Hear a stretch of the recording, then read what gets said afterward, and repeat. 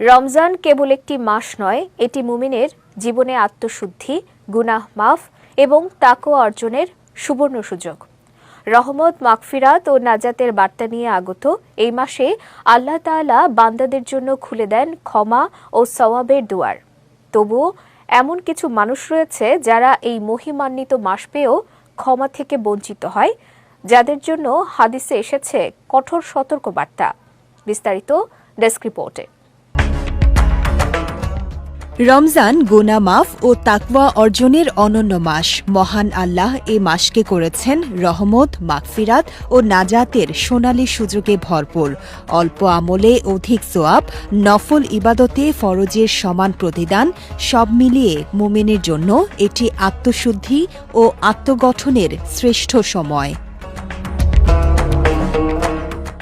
হাদিসে প্রিয় নবী মুহাম্মদ সাল্লাল্লাহু আলাইহি ওয়াসাল্লাম ইরশাদ করেছেন, সিয়াম বা রোজা ঢাল স্বরূপ, অর্থাৎ রোজা দুনিয়ায় গুনাহ থেকে রক্ষা করে এবং আখিরাতে জাহান্নাম থেকে মুক্তির ঢাল হয়ে দাঁড়ায়। এই মাসেই নাজিল হয়েছে মহাগ্রন্থ আল কোরআন। আল্লাহ তাআলা বলেন, রমজান মাস যার মধ্যে কোরআন নাজিল করা হয়েছে লোকেদের পথ প্রদর্শক এবং হেদায়েতের সুস্পষ্ট বর্ণনা রূপে এবং সত্য মিথ্যার পার্থক্যকারী রূপে। কাজেই তোমাদের মধ্যে যে ব্যক্তি এ মাস পাবে সে যেন এ মাসে রোজা রাখে, আর যে সফরে আছে সে অন্য সময় এই সংখ্যা পূরণ করবে। আবু হুরায়রা রাদিয়াল্লাহু তাআলা আনহু থেকে বর্ণিত হাদিসে এসেছে, রাসূলুল্লাহ সাল্লাল্লাহু আলাইহি ওয়াসাল্লাম বলেছেন, রমজান আসলে আসমানের দরজাসমূহ খুলে দেয়া হয় এবং জাহান্নামের দরজাসমূহ বন্ধ করে দেয়া হয়, আর শৃঙ্খলিত করে দেয়া হয় শয়তানকে। তবে এত সুযোগ সুবিধার পরও এক শ্রেণীর মানুষের জন্য রয়েছে কঠোর সতর্কবার্তা।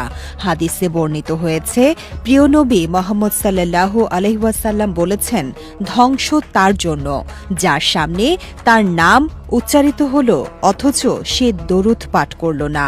ধ্বংস তার জন্য যে রমজান পেল কিন্তু ক্ষমা অর্জন করতে পারল না, এবং ধ্বংস তার জন্য যে বৃদ্ধ পিতামাতাকে পেয়েও তাদের খেদমতের মাধ্যমে জান্নাত অর্জন করতে ব্যর্থ হল। অতএব রমজান কেবল ক্ষুধা তৃষ্ণা সহ্য করার মাস নয়, এটি আত্মসমালোচনা, তওবা, ইবাদত ও মানবিকতার চর্চার মাস।